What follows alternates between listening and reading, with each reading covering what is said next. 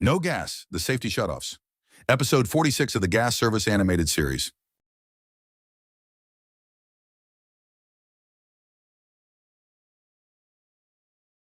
Some no-gas calls aren't a failure at all.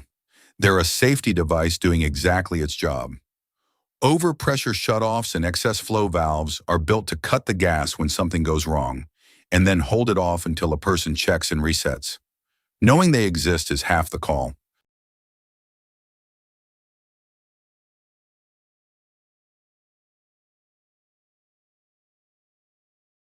Start with overpressure protection.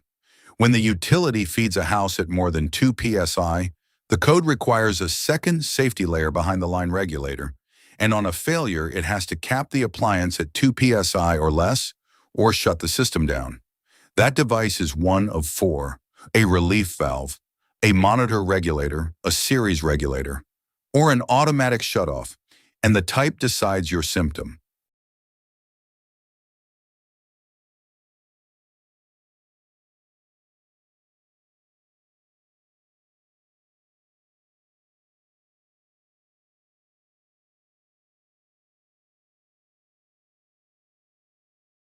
A relief or a monitor keeps gas flowing.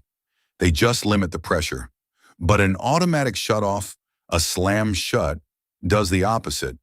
On an overpressure spike, or sometimes an underpressure event, it latches closed and stays closed. That's your classic call. Everything's dead, and it will not come back on its own. It needs a manual reset, but only after you've found why it tripped. And a plugged relief vent, just like a plugged regulator vent, can stop a relief device from working at all.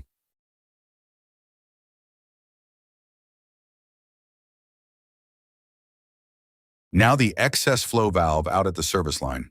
Federal rule puts one on most newer single-family services, and since 2017 on branched and small commercial ones too, as long as the line runs at 10 ps or more. Low-pressure areas may have none. It's a spring-loaded circuit breaker.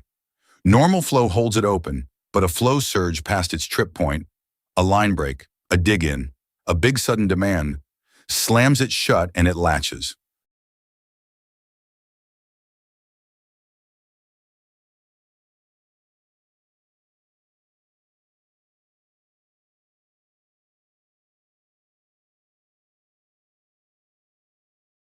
A tripped service valve doesn't always read as dead zero. Many are bypass types that bleed a trickle past the closed disc, so you get almost no gas. A pilot barely holding, a manometer creeping.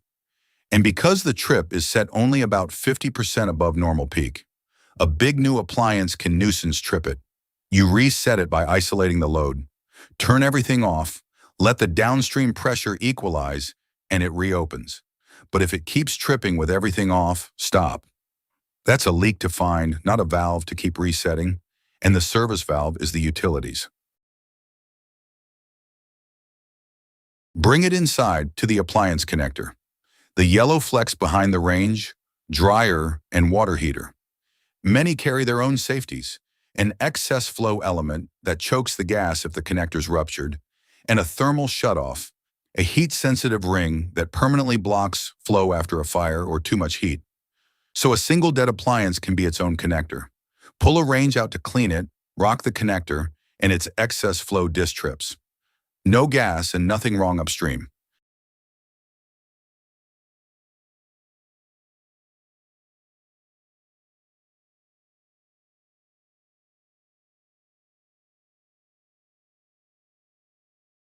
And here's the one you asked about: the backward install.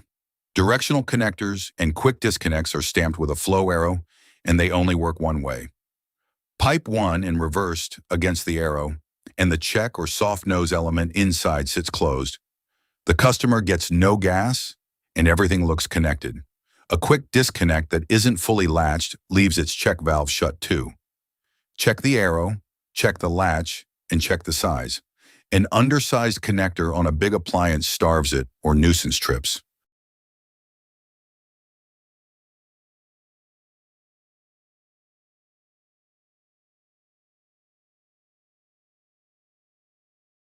Two quick calls.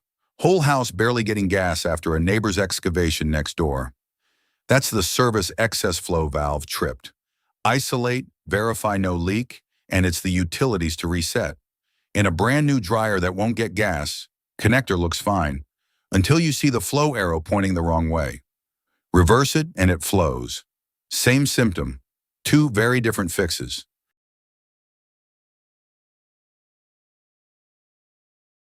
The shutoffs in one breath. Overpressure protection can be a slam shut that latches closed and needs a manual reset after you find the cause. A service excess flow valve trips on a surge and resets by isolating the load, but a repeat trip means find the leak. And a connector's own excess flow, thermal or a backward install, can kill one appliance. Next, water and freeze-ups.